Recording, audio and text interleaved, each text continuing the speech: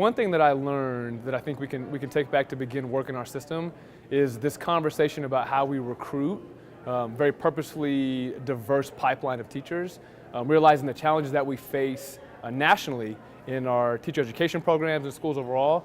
I think it begins a really purposeful conversation about how we engage in that work locally with our universities as well as with our homegrown programs in our high schools and middle schools. One thing that attendees heard today that they can implement immediately is that you might already have the diverse workforce that you want. You might need to retrain existing workers, think about internship programs, and other ways to bring people in the fold that otherwise might not be there.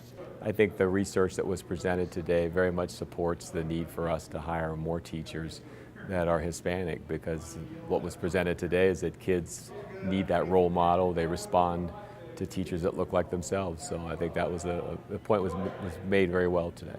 We have a lot of work to do in the leadership of organizations in the public and private and nonprofit sector to represent the communities they serve.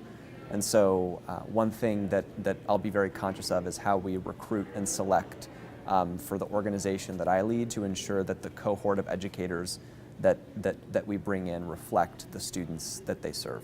I really liked the idea at the question and answer section at the end where she mentioned about growing your own, and I always tell my seniors at Rancho, if you graduate, come back 4 years, I'll hire you as a teacher. So I will definitely move to do that more and encourage more of my own students. But also when I'm recruiting next year, I will definitely make more of an effort to hire more Hispanic teachers and Black teachers for that matter.